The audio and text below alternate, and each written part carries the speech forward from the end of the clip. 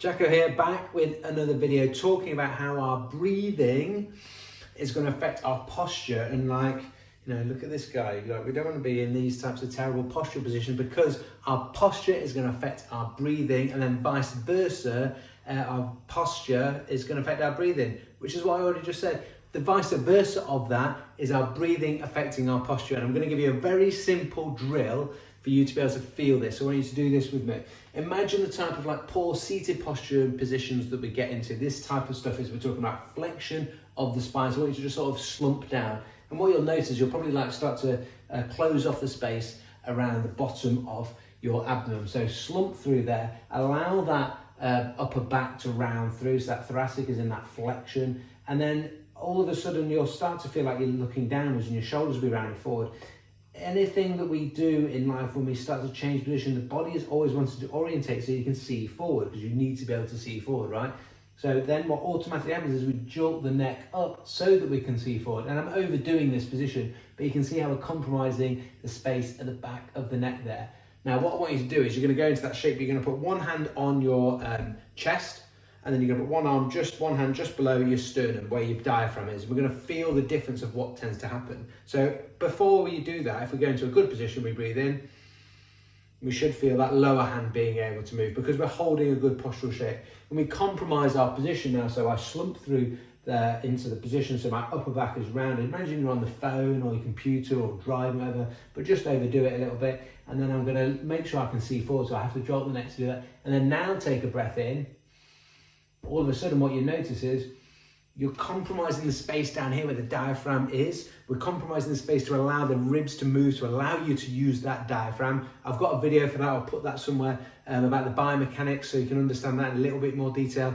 I'll put that up here somewhere, so there's a video for that. But I want you to understand that when you compromise that space, effectively the ribs aren't going to be able to articulate laterally outwards. The diaphragm's not going to be able to move. So rather than stopping you from breathing, the body doesn't just let you die and not breathe. What the body does is very clever. It will use a different way to help create more space in that thorax to allow you to take air in and breathe. So what does it do? It lifts the rib cage, and lifting the rib cage up is one way of getting air, but it's not the most effective way. You tend to end up getting a lot of tightness through the shoulders, through your pecs, through your chest, because it's those muscles working to do the breathing rather than your diaphragm that's doing it.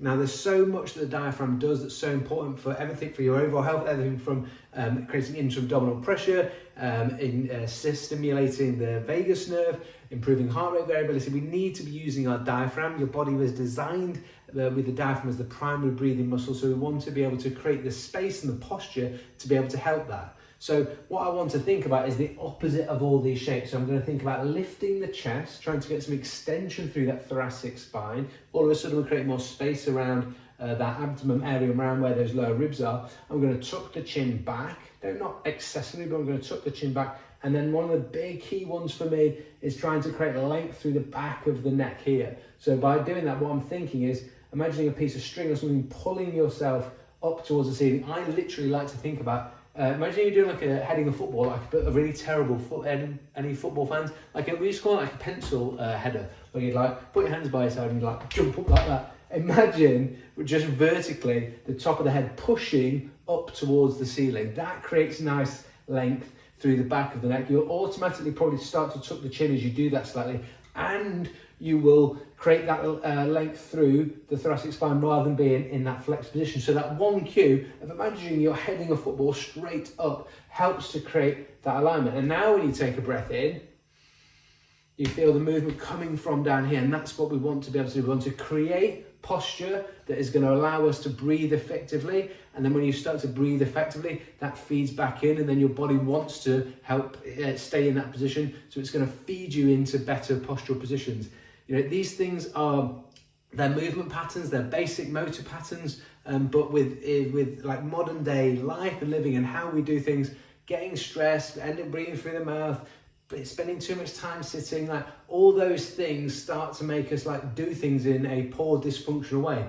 And it doesn't mean we're going to die all of a sudden and stop breathing, but it just means over a course and period of time we're stressed more, we're breathing poorly, it's affecting how we feel, it's affecting how we sleep, it's affecting how we move, and it can be just as simple as driving your awareness and spending some time practicing practicing being in a better position, practice breathing better. Use that when you're like out running, training, walking the dog, whatever it is, washing the dishes. Anytime you can think about it, can you drive better posture to help you with better breathing, and then allow that better breathing to help you drive better posture.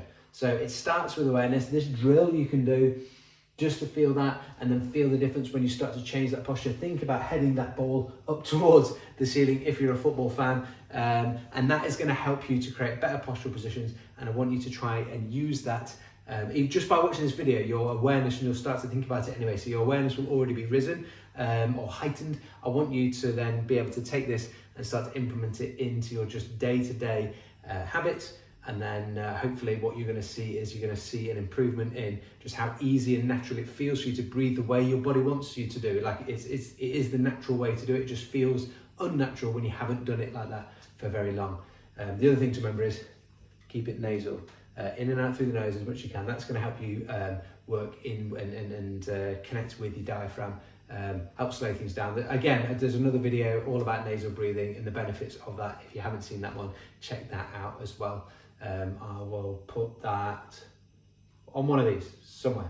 So there's 2 videos somewhere I've got to try. As long as I remember to do the links for them, you're going to get them. So I hope that was helpful. If you haven't subscribed yet and you're interested in learning more about how breathing can impact literally everything from the way you move, the way you feel, and the way you perform, then do hit subscribe wherever that is. And if you've got any questions, or I'd love to know what you think of this and how it's potentially you're feeling the difference straight away with your posture and your breathing, let me know in the comments. And I look forward to seeing you in the next video. Just remember to keep it nasal.